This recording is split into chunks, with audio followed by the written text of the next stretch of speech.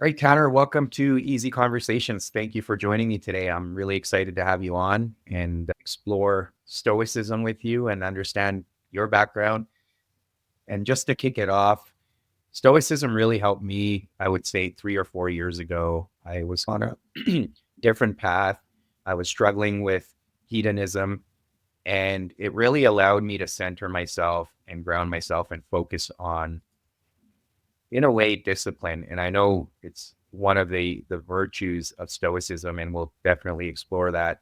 But I just wanted to share my personal experience with it, and this is why I was also interested in talking to you about Stoicism, because I think there's a lot of misperceptions around it. It's been changed quite a bit in the modern world. We don't fully appreciate it, and I also learned that through reading your book, which was a very simple read, but very informative to break some of those myths around Stoicism. I'm sure we'll get into all of that, but before we do, I do want to give you an opportunity to share with the listeners a little bit about yourself and who you are, what's brought you here.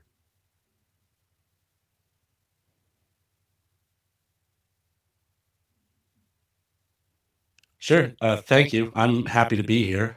As probably more happy than you are to have me here. I'm happy to be here. It's a very difficult thing to let's say correct for all the misinterpretations of Stoicism out there, because there are certainly far more misinterpretations than there are fair shakedowns. Whether ultimately agreeing with the philosophy is a good thing or a bad thing, it's hard to get a place that gives Stoicism a fair shake either way. So I appreciate being here. With that, I guess I'll start by saying that I grew up in rural New Hampshire to a family that was a little bookish, but not very. I grew up on Calvin and Hobbes, and Calvin and Hobbes had, I think, probably a pretty fair influence on, at the very least, my vocabulary. And then probably because Hobbes was modeled after Thomas Hobbes, was very likely my first introduction to philosophy as an idea. Probably seeing the word for the first time probably occurred in a Calvin and Hobbes script.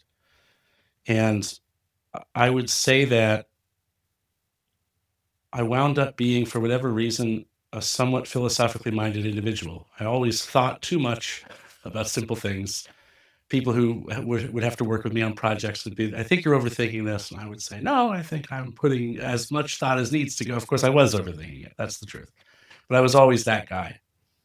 And I suppose it's probably that brought me to Stoicism in a very roundabout way. I owned a company in 2014, 2015, wherein I was relying on a lot of other people to be part of this collaborative effort. I was organizing the effort and I was putting in as much work as the other collaborators were, but I was expecting the collaborators to put in as much work as I did, even though they didn't have the same, since they weren't the president of the company, let's say, Mhm. they weren't going to have the same benefit, but I expected the same amount of effort. And at that point in my life, I hadn't thought about how wrong that might be, how out of tune or out of sync that might be. And the company, as a result, just failed. And to my own credit, I did realize that it was my own doing. Mm. But knowing exactly how to reflect on that, I wasn't really sure. And a friend of mine recommended Epictetus discourses. A lot of people come to Stoicism through meditations. I came to it through discourses. And I started a podcast immediately. I called it Epictetus is My Therapist. You can still find it online. Luckily, none of the audio links still work because it would be very embarrassing and probably discrediting to me in some ways, because I didn't know anything about Stoicism. I really fell into all the very shallow stuff that I think a lot of people first find when they get into it. And then they think they understand it and then they run with it. I did that, but thankfully, that podcast was really intended as a therapy project. I didn't try to promote it. I didn't try to grow it. It really went nowhere. I think I did it for maybe 20 weeks. And at the end of it, I thought there really is something to this Stoicism. Mhm. And then life got busy. I moved a few times and I kind of fell away from Stoicism for a couple of years until I read a book by a woman named Sharon Labelle, which was a modern, let's say, interpretation of Epictetus' Enchiridion. So, second work by Epictetus that I had come across. And when I read that book, which is as short as my book is, probably roughly 120 pages, I thought this is not what I thought Stoicism was when I first encountered it through discourses a few years ago. There's a lot to this. This almost seems like it's not about self-improvement or self-reliance, at least not entirely, and maybe not even mainly. And that really intrigued me because the business that I had been running prior was in the atheist agnostic space. So it was a little bit of an activism type thing. And so I left this part out, but after leaving that project, I started a mythology podcast. So I'm a guy who's been working in the atheism activism space, and then I'm doing mythology, which couldn't be more of the opposite. Right. And now I'm coming to some realizations about Stoicism being something that's a lot more perhaps spiritual and deep than I thought. Maybe it's even a religion. It's not. I'll stop short of saying that. Yeah. But at the time, I was thinking this is something that's more like a full, complete life philosophy. Mhm. And so I read a little bit more, but then again, life got busy. I moved a few times. I had a very turbulent, let's say 2015 to 2020 were some rough years for me. And when I landed on Stoicism again, it was after COVID, or in the middle of COVID, I should say. My business failed. And I wound up in Denver, Colorado, working out of my home, as everybody was, but with a failed business that I had really loved and hated to have to shutter, but I had to do what I had to do at the time. And so again, I revisit Stoicism. And I thought, Tanner, this is the third time in your life that you have been pushed to this philosophy in an indirect way. You seem to always land at its doorstep. It always resonates with you in some meaningful way. Maybe let's commit something more serious to this. So this is 2020, 2021 or 2022, I can't recall. 2022, I think. And it's January. And I say, you know what I'm going to do? I've had some podcasts before. I'm decent at it. I'm going to start a podcast. And every Saturday morning, I'm going to wake up.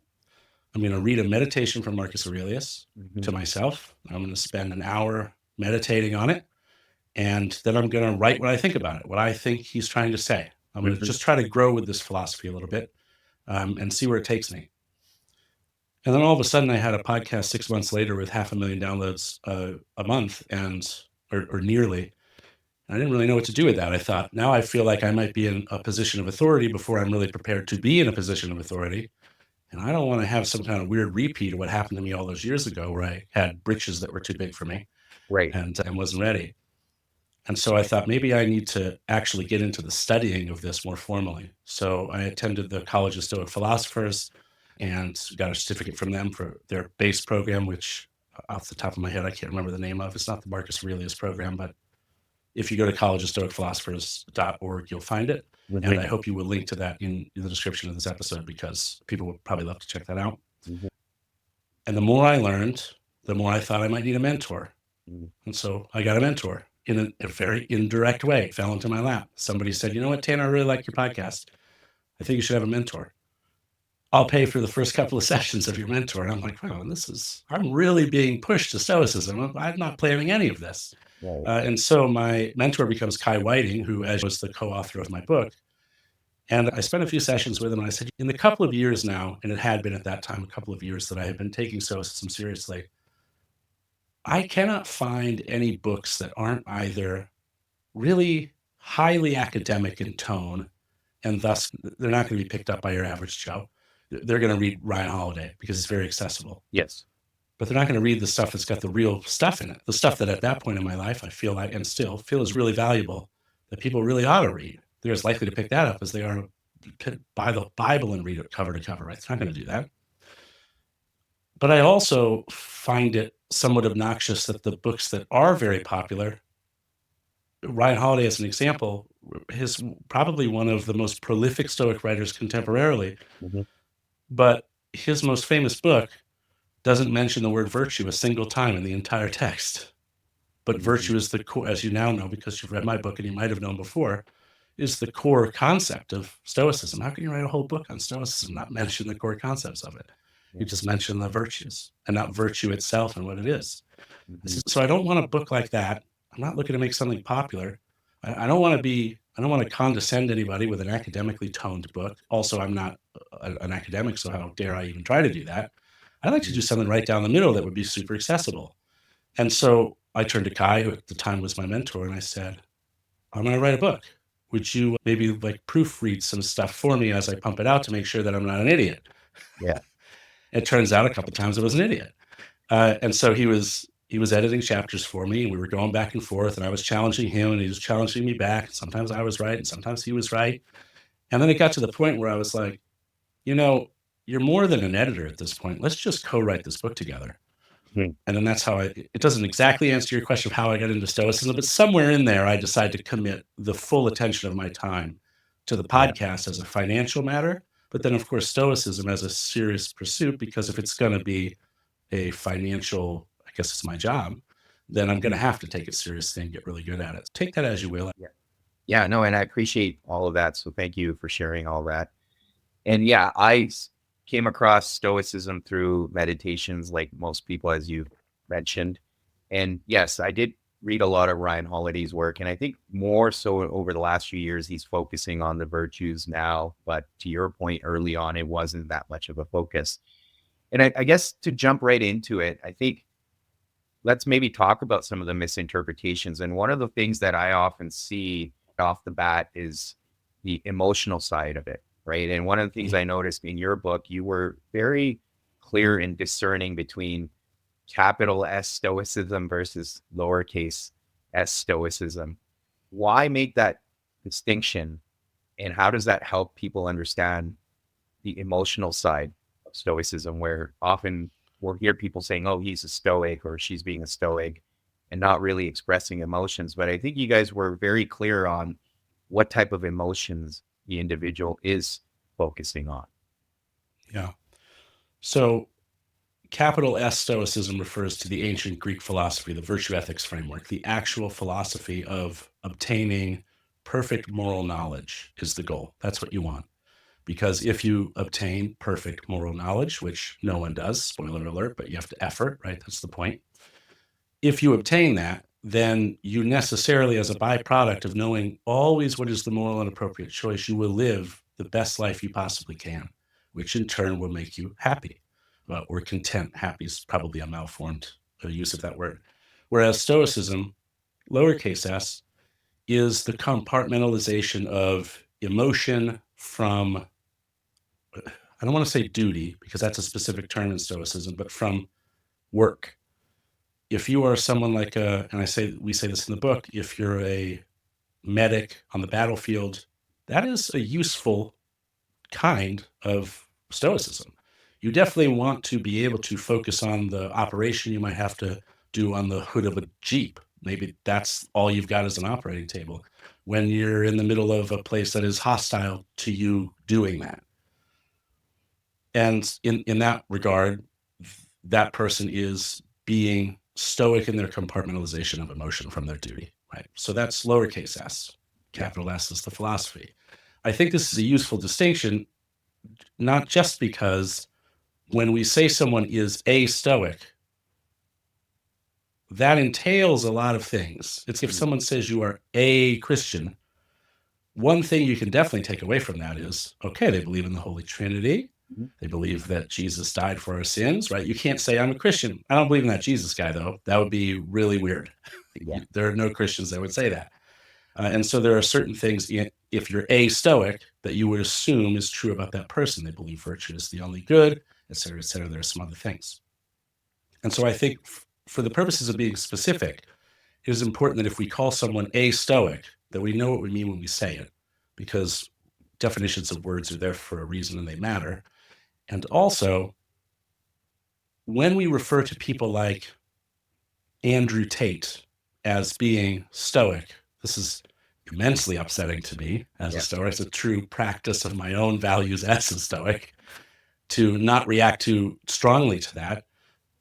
But he's called a Stoic because he seems to have an emotional detachment from the chaos in the world around him, right? That's usually what people seem to mean these days when they say someone is a Stoic. Oh, they're Stoic, so they're not concerned with politics. Right. That's really problematic because Stoics would be extremely involved in politics, because what does it say of the moral character of a person if they are not involved in the well-being of the cosmopolis? The Stoics were cosmopolitans. It doesn't say anything good about them. We call people Stoic who are, for the most part, exempting judges in the courtroom and medics on the battlefield. When we call people Stoic, we're identifying them as being a thing they are actually the opposite of being. Mm-hmm. And that has been going on for a long time. That's not new to this generation or even 7 generations ago, right? That has been happening since the turn of BCE to CE. People have been misunderstanding the Stoics as a bunch of cold-hearted people who don't care about what's going on in the world. And part of that is because Stoicism is not easy to understand. Mm-hmm. I myself, I told you at the outset that I took a very shallow understanding of it when I first started looking. It's very easy to do. It's also very easy to look at meditations. It's a perfect example. Marcus says a lot of really empowering things. And you're like, oh, I can really run with this. I don't need to learn anything more about it. I've already learned that I can annex useful emotions and get rid of the ones that I don't want. And that's what I should do. And that's the whole thing, right? That's everything. Yes. So yeah, we want to be specific about what the word is, and we don't want to give credit to people who are not actually Stoic by calling them Stoic, because it confuses everything and it makes Stoicism seem not very useful at all. Yeah.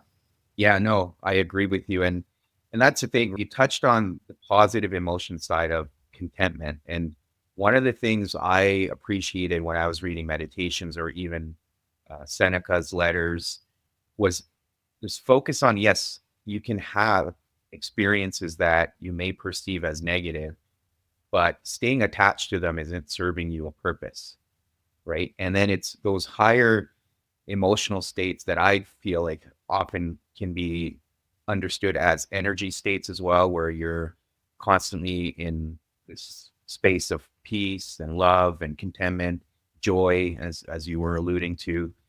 Whereas being in apathy or anger is not going to serve you. And I think that's really important. And that's where people may get misconstrued. But I just want to get your thoughts on that too, to shift that focus.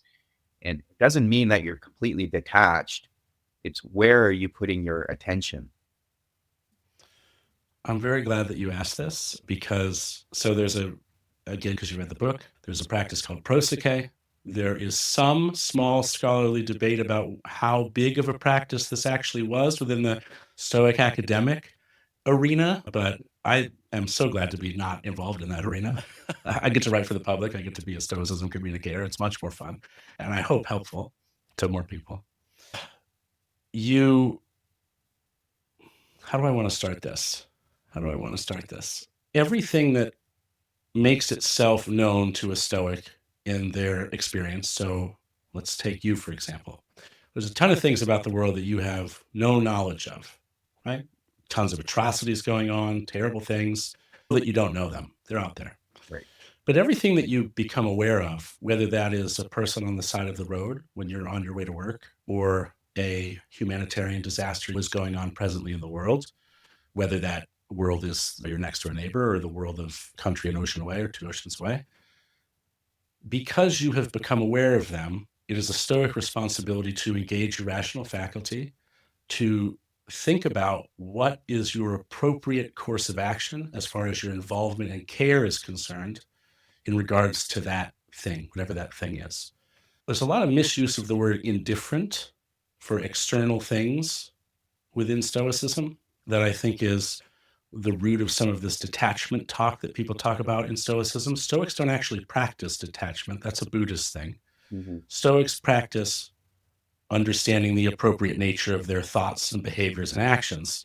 And so where a Buddhist might detach themselves, I won't try to speak as though I know too much about Buddhism because I don't, but where a Buddhist would practice detachment, a Stoic would say, let us analyze this problem. Mm-hmm. Let's look at it rationally. Let's decide what the appropriate regard is to have for this thing that's happening in the outside world and move forward from there. Once we've decided what it is we ought to be, what is the appropriate morally just way to treat and think about this thing and how to act towards it and how to regard it, we can then assent to that being the correct thing to do, which we only get right, by the way, if we're a sage. So all Stoics should be well aware that they are very fallible. And even if you were a sage, you wouldn't know it yourself. And if somebody else was, there'd be no way to prove it, right? So for all intents and purposes, sagehood is not actually achievable. Mm-hmm. But we're going through this process of analyze, think, and you have to do that with everything you encounter if you're taking seriously this quest as a Stoic, call it a quest, I suppose, this pursuit of trying to attain perfect moral knowledge. Because what does it say about someone with any moral knowledge if they hear about a war and they say, not my country, not my problem? That doesn't sound like a moral thinker to me. Right.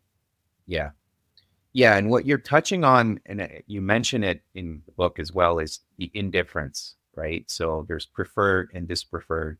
Are you able to elaborate on that? Because I think people will then appreciate the difference between that detachment and then realizing, what am I indifferent to, and is that helping me move closer to that pursuit of the virtues or not, right? Sure. So though I didn't say this in the book, it's funny when you write a co-authored book, because the thing that comes out is not anything you'd write on your own or that they'd write on their own. It's truly a co-author. There are points in the book where I don't even know who's talking anymore. Yeah. Just I can't remember who wrote that. It's all an amalgamation. So I didn't say this in the book, but I'll say it here, that there's a character named Aristo who actually completely, not a real person, a character in the history of Stoic canon, Mhm. who just thought that the idea of preferred and dispreferred indifference was a senseless category to have to make. And he thought that because if it's an indifferent, it's an indifferent. We don't need to categorize it. There are other reasons he thought that I won't go into, but I happen to mostly agree with him. And I think I'm one of only a few contemporary Stoics who feel that way. To answer your question and not shirk it, a preferred indifferent is something. So if something is an indifferent, they don't mean that it doesn't matter. They mean that it has no ability to force you to act in an immoral way, for you to make a morally unjust choice. The only person who can make your choices, I can put a gun to your head and tell you, do this or I'm going to shoot you. But ultimately, although I am certainly attempting to influence your choice, I'm not making it for you. And so really the only thing that's not an indifferent is our own choice, and everything else, being mostly externals, with very few exceptions, and I won't go into that, are all externals are indifferent things. So I like to say indifferent things instead of indifference because of the pronunciation, ENT or ENCE. It sounds the same. So indifferent things. I've lost the way on the question a bit. I'm sorry, I'm rambling. No, I Can you think it was reset me? important to understand the difference. So indifferent is an external Yeah, thing. sorry, preferred and dispreferred. Yeah. I ramble and that happens. Hopefully you can cut that. Yeah. So a preferred indifferent is something that you can elect to pursue without the election to pursue it being a negative reflection on your character. So, for example, wealth, and there's strong opinions about wealth, right? Yeah. One of the reasons that Seneca is looked at as a hypocrite by some people is because he has so much money. How could he be a Stoic? He's got so much money. A person who has a lot of money is certainly not necessarily a vicious person, but they're also not necessarily the opposite of a vicious person, a virtuous person.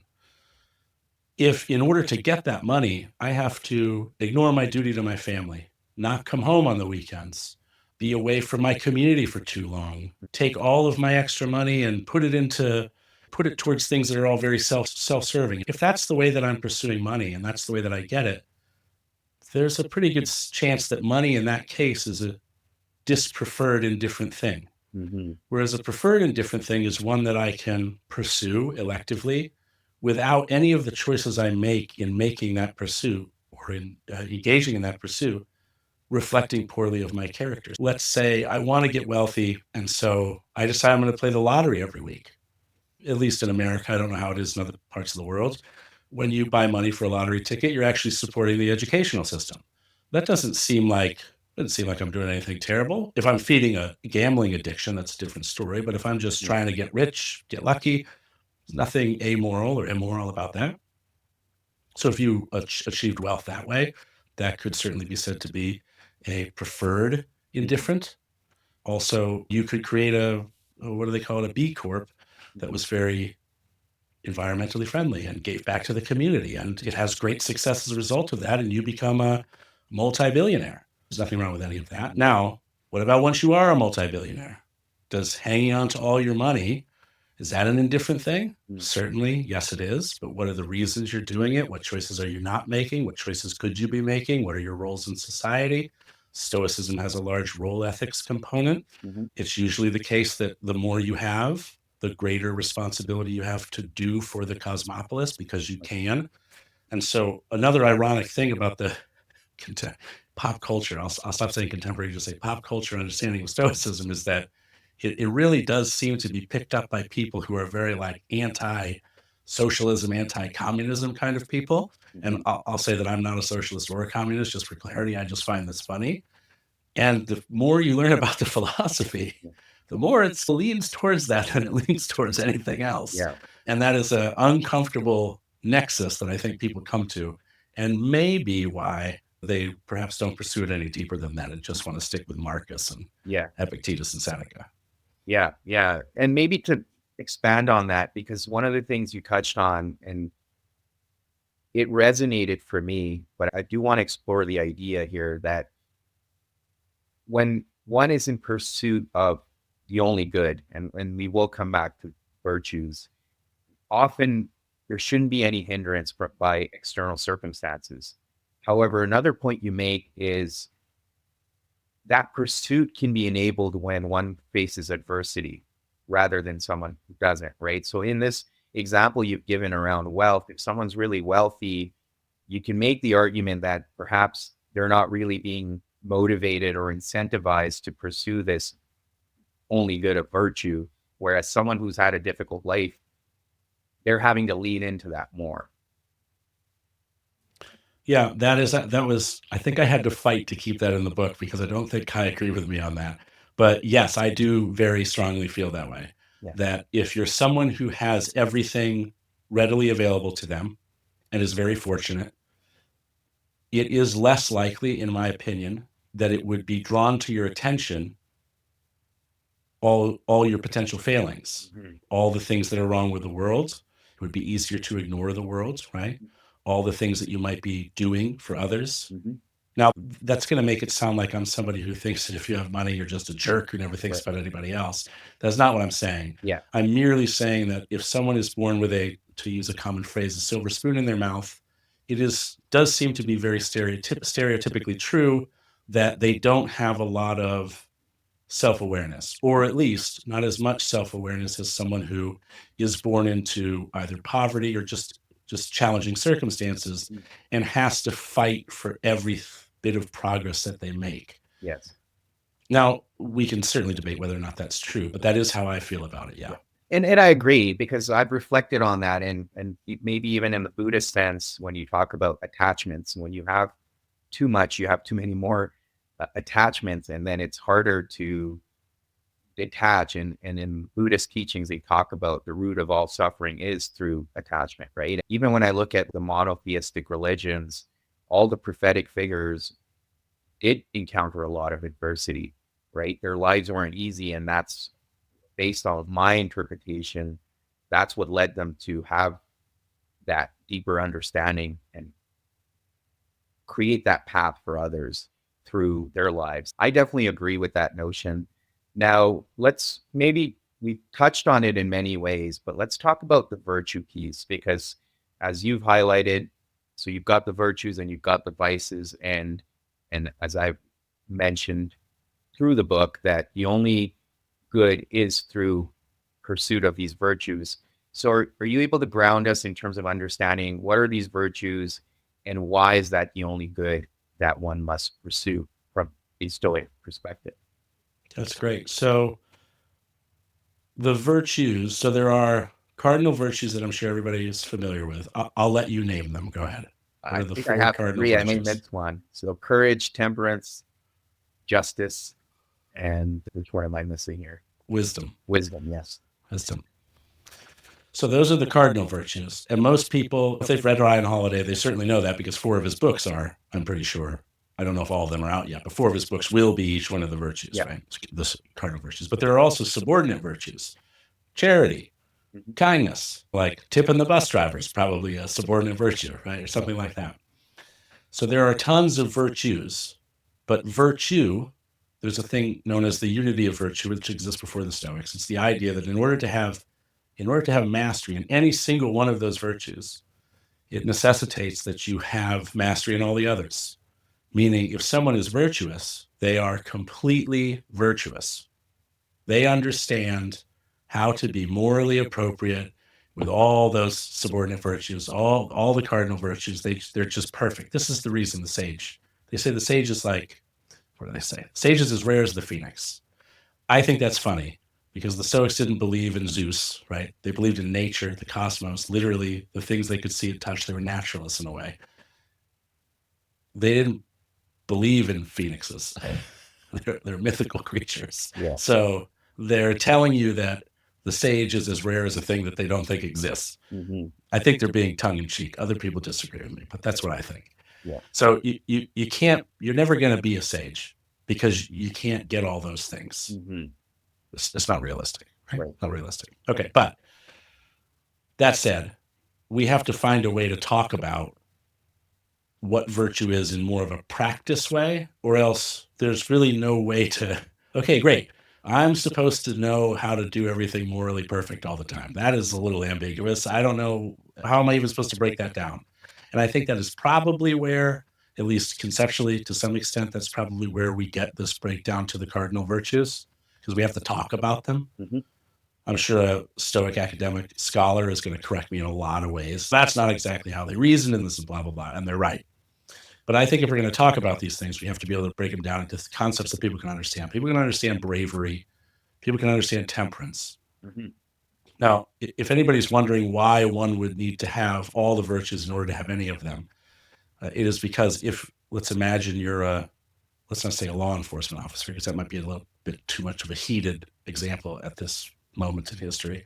Let's say you're a judge. Mm-hmm. And you have to sentence a person. You have to decide a person's guilt. If you're not brave, you're not going to be willing or able to pass a correct judgment if you're afraid of what might happen to you. Mm-hmm. Right? So you can't just be just. You also need to be brave. Mm-hmm. And if you're going to be brave, then you have to be wise enough to know when the appropriate time to be brave is. And not only that, if you're smart enough to know when the appropriate time to be brave is, if you're not temperate, then you're not going to know how much bravery exactly to apply in the situation. You don't want to jump the shark or overshoot the mark. Virtue is the only good. Virtue means the actual acquisition of that knowledge. Virtue is that knowledge, the knowledge of how to live excellently. Right. That's virtue, capital V.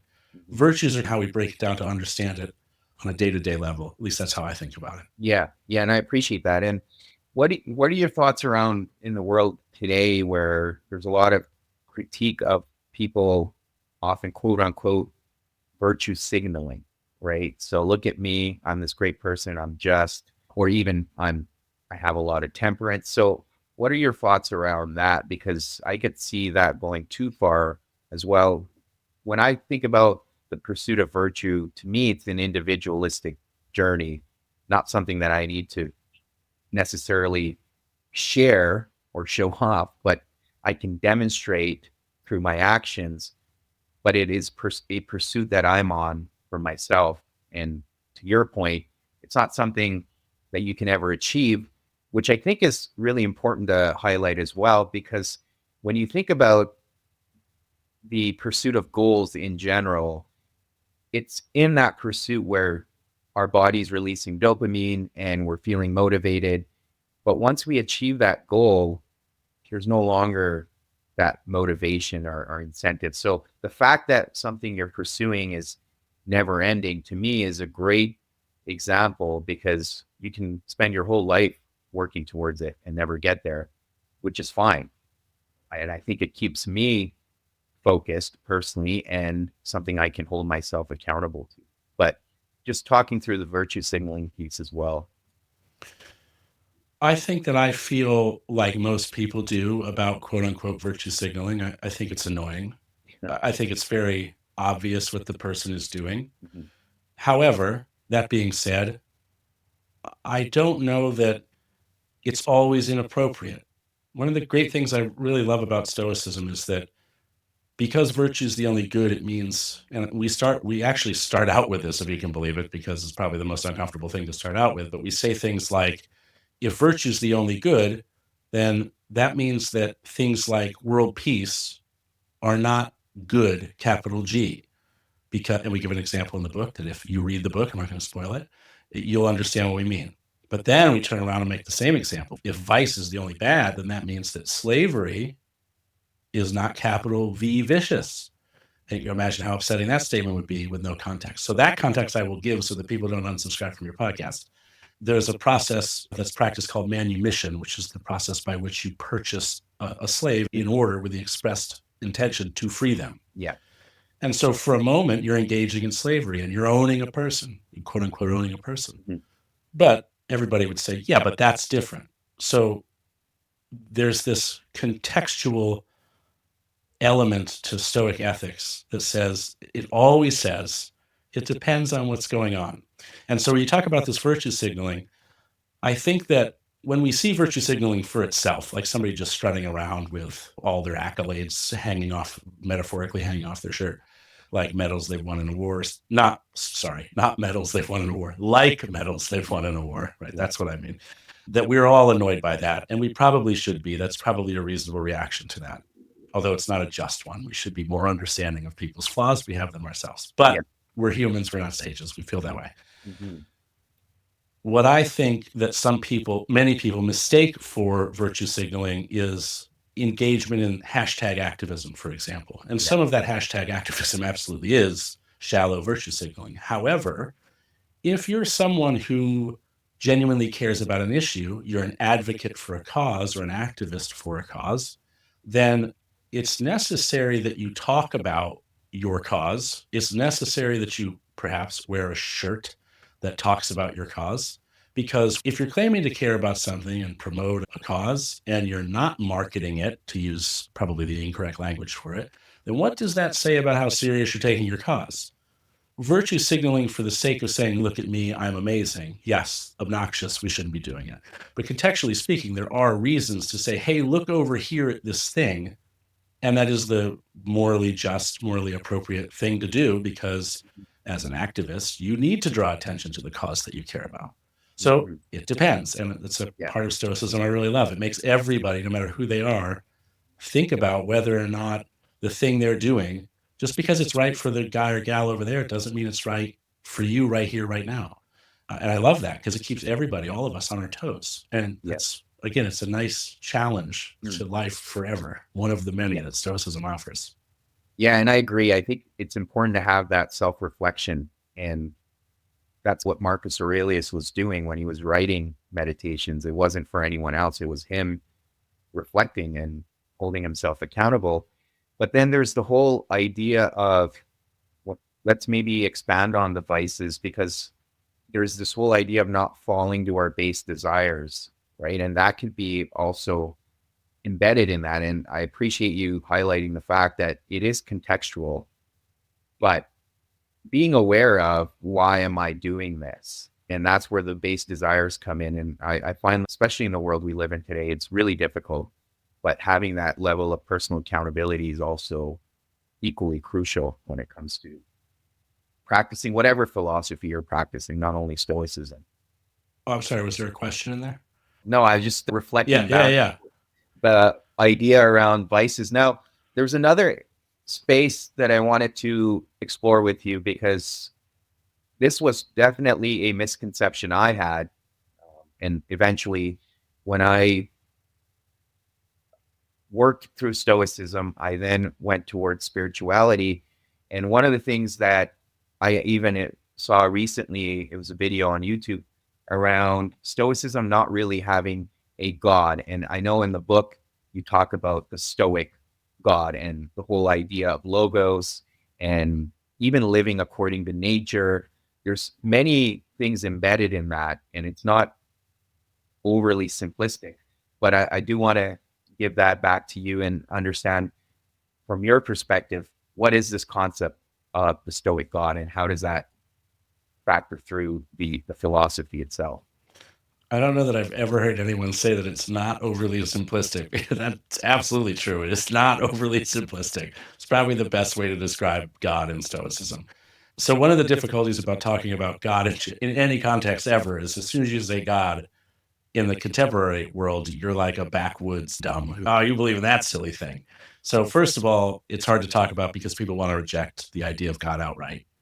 Second of all, it's difficult to talk about because when we say God, most of the time, at least in the West, we are thinking of an Abrahamic tradition. So this applies pretty much everywhere west of India, right? In the modern world, we're thinking about Abrahamic religion. If you go east, you're pretty much thinking about Buddhism. Shintoism is not really a thing anymore. If it is, it's very, I won't talk about the East. I don't live there. Let me shut up. But at least in the world that I live in, we're talking about Abrahamic religions. When you talk about the God of Abraham, you're talking about a father figure of a kind, somebody who is in a position to reward you if you do what they say, that things are moral when there are things that he would approve of. And if they're immoral, then there are things he would disapprove of, which, not for nothing, makes Christian morality subjective, at least from God's perspective, Yeah. which I've always found a little funny. So it's difficult to talk about that because even the church has reversed some things that it's said in the past because of how passe those things are to say in the modern world. We don't need to go into that. I've said that now 3 times. We're not going to go into that because I feel like I don't want to open up too big a can of worms on your show. But we're definitely not going to go into that. So we've got most people reject people who talk about God as being dum-dums. Then we've got that most people are talking about a concept of God that is passe to be talking about in the modern world and out of alignment with contemporary ethics and values and ideas. And then the third problem I would say is that the Stoic God is just really, I think it's a very abstract notion.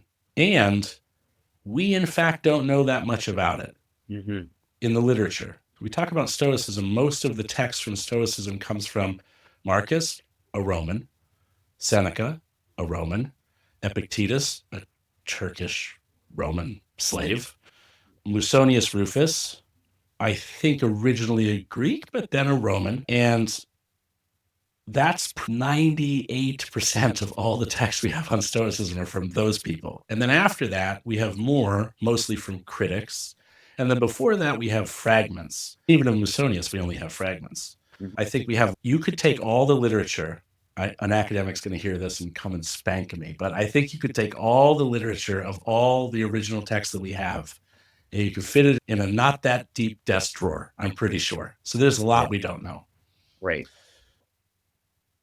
So that's another problem. Now let's talk about what the Stoic God is. Okay.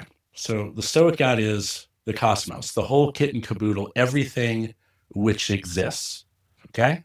When the Stoics talk about God, they're talking about, the way that I interpret this is that they're talking about a system, a closed, complete, and whole system known as the cosmos, everything that exists. Whether or not there's multiverses, it would apply to that as well. It's all the things that exist. It's a system. They then go on to say that this God is providential by nature because it is rational and logical by nature. And the way that I interpret that is that any system that is self-sustaining has things that which would appear to be rational arise out of it.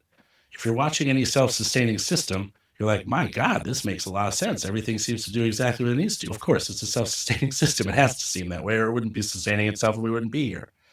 And so I think when the Stoics, who they really did something that I don't think anybody before them did, they came up with this wholly natural concept of God that required no supernatural anything, no praying, no gifting, your tithing your money, none of that stuff, no ghosts, no spirits, nothing. They come up with this whole idea. Then they come up with physics, they come up with logic, they come up with ethics. It's an entire system. It's not just like a philosophy that tells you how to treat your parents or something. Like, it's a whole thing. And they did this in 300 BCE. I'm willing to forgive them some metaphorical language and assume that if they had founded the philosophy today, that it would probably have shaped out a little bit differently. They would have used different words. But I look at the Stoic God as a quasi-metaphorical way of looking at a dependable, self-contained, self-supporting, self-sustaining system that we can trust and make predictions about. And then we call that logical. Now, the reason that they say it's providential is because in being self-sustaining and logical, it gives everything within it an opportunity to live up to its potential, to fill its role appropriately within the machine, right? And this sounds like the God of the Matrix or something, right? You start talking about this with somebody like, that's not God. What are you talking about? That's not God. Yeah. So I've actually gotten in a bit of trouble before saying that I consider myself to be an atheist, but I believe in the Stoic God. And atheists are like, heresy. How could you say such a thing? And I'm like, because I think when people say they're atheists, what they really mean is, I don't believe in some magical man in the sky who's telling me if I sleep with this person, I'm going to go to eternal hell for the rest of all eternity. That's wrong and silly. Okay, but that's not what I'm saying. That's not what the Stoics say. So, yeah, the Stoic God I love the Stoic God.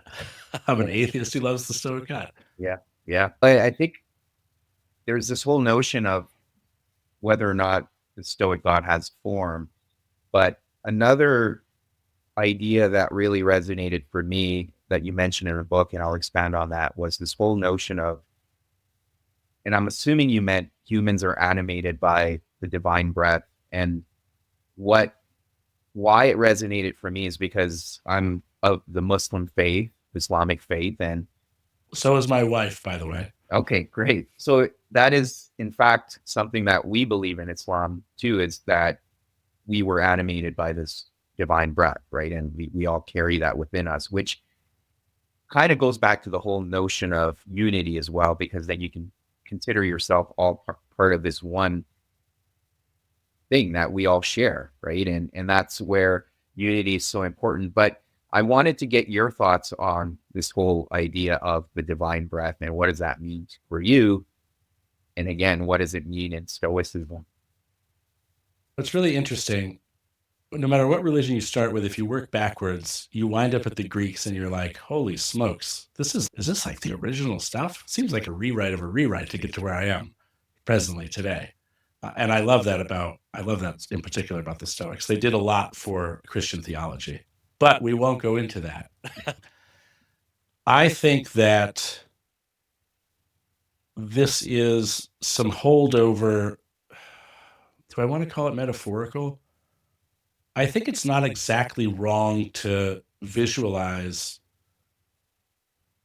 animate objects, be they human animals or non-human animals or plants. I don't know that saying the universe breathed life into those things is wrong. It's wrong if you imagine a man's lips blowing life into something, right? Yeah, Right. Yes, that's wrong. But if you just want to say it that way, I don't think that discredits it too much. Again, I view the cosmos and therefore God and the body of God in Stoicism is the cosmos. We are literally appendages of God, is how the Stoics would have thought about it. And the cosmos is like an animal, it's like an organism. So it's not like a giraffe or anything, it's its own thing. It's the cosmos. That's the kind of animal, we're all parts of it. Does it breathe life into us? Not literally, but we are, in my opinion, emergent from its self-sustained nature. Mm-hmm. And so it gives rise to us. And if you want to say, breathes life into us, hey, that's fine. And it's fine that they conceptualized it that way. For goodness sake, it was thousands of years ago. I'm willing to be flexible on some of the language and terminology for sure. Yeah. Yeah. No, I appreciate that. And to come around now to the practical sense of Stoicism, and one of the things that stood out to me was this whole, at least the way I interpreted it from the book as well, was this idea of determinism versus free will. And one of the ideas you touch on is that we don't have a choice in the direction that's already been predestined, but we have a choice in terms of how we direct our steps, right? And that's why I to me, that's free will. And then there's this whole idea of determinism. But I just want to give you an opportunity to expand on that and also understand what you meant when you were talking about the direction of the steps we take. Yeah, sure. Thank you for asking it. So this is really fun for me. Nobody in my real life will talk to me about these things. My wife's, I've got my thing, you've got your thing. We don't need to mix these things. Yeah. It's fun to talk about sometimes, but Okay, the Stoics have this idea of, some people call it soft determinism. I just think of it as, let's call it soft determinism. It's the idea that as soon as something escapes your mind, it's almost like it jumps a divide. And that's not Stoic canon, it's just how I conceptualize it. If it's in your mind, free will exists forever. You've got it, it's in there. But as soon as you make the choice, let's say you're going to throw a football, as soon as you have to depend on something external, your body, the muscles in your arm, things that you can't control. You can certainly attempt to control them, and most of the times we're successful in those attempts. But because you can't control them, those things are now part of some sort of external idea of fate, right? They're not determined by you, only your choice to start to try to do the thing, throw the ball or whatever it was. When we're talking about life and determination and choices leading to different choices, it is, if you can imagine like some people really hate that I use a mechanical metaphor for this, but if you imagine a node of computers, actually, before you do that, imagine just a string traveling along space, right? We're drawing a line through empty space and it gets to a node, and that node is your mind. There's nothing after this node yet. It doesn't exist. We have no idea what's going to happen. I think in Islam, what's like ruby tablets, right? Behind the throne of God, I think is how it is. It's all written out, right? Yes. But so in Stoicism, you get to this node, the human mind, and as soon as that choice is made, that choice determines what happens next as far as what direction the line shoots past the node, but nothing after that. So then it gets to another one, makes another decision until you wind up with this really huge network of human minds, basically, that have all had a not predetermined choice to make, but a choice to make which then resulted in a kind of deterministic outcome until the next choice had to be made. But I think this only applies to human beings, because if you think about causal determinism with physical, non-animate things like rocks and boulders and things, that's obviously different. That might all be up to the existence of human beings within this particular part of space. That might all be determined. Or certainly if you had the kind of computers necessary to do the calculations, you could figure it out, right? But with humans, you can't do that. Humans have this unique ability to, let's say, they can't control externals, but they can, through their choices, change what happens. So it's not exactly determinism, but it's not exactly free will. It's something in between, soft determinism, soft free will, semi-hard free will, call it. The way I've understood it, and Islam talks about it in similar ways, is you've got the divine will, which is the deterministic view that you can't really change that, but you still have free will around the choices you make, and the choices you make determine, as we've talked about, some of those emotional experiences you have, right? And your choices can be aligned with the only good, which is the virtuous life. But then how you pursue that determines how you feel as an individual and what you accomplish in life. So that's how I've been able to make sense of it. But as we've uncovered here, it's not very simple to. That's not easy. No. And like nobody listening is going to be like, aha, I've got it. Ever. It's never going to happen. No, we're all just trying to figure it out. Absolutely. And that's the beauty of it. And I think we can all have our own interpretations as well. And I think this is probably a good place to bring it to an end. But I know we've talked about quite a bit, Tanner. Is there anything else you feel like is worth mentioning when it comes to Stoicism that we didn't touch on today? It's not just Stoicism, but I would say, I think a lot of people forget that their personal philosophies or religions, and I actually tie religion and philosophy together to be, in the case of Stoicism, it is so very nearly a religion. And people hate when I say that, they really do. But it is so damn close that I think of it more like one than I don't, right? Because it's so complete, it's so holistic, and it requires such a lifelong commitment to, not unlike Islam in your case, or Christianity or Buddhism. It is very like a religion. Mhm. I think something that's important, and we're seeing this in Stoicism, where people are getting like very gatekeepery and very, this is how you be a Stoic, Yeah. and you're doing it wrong. Right? I want you to be informed about what Stoicism actually is, but I'm not going to tell you how to do it. Yeah. Yeah. I think that we need to keep in mind with our personal philosophies or religions that they are our personal philosophies or religions, and Yeah. that we are conveying either with ourselves, if there are no gods involved in it, or we are conveying with God in a very one-to-one, it's us Mhm. and him Yeah. way. And you gotta let other people do the same thing. There's enough in the world to drive us all apart. And I know that our religions and our philosophies are going to lead to different ethical conclusions, and that we should debate those conclusions and try to figure out which one is best. And maybe there are empirical, secular ways to do that, or maybe there are not.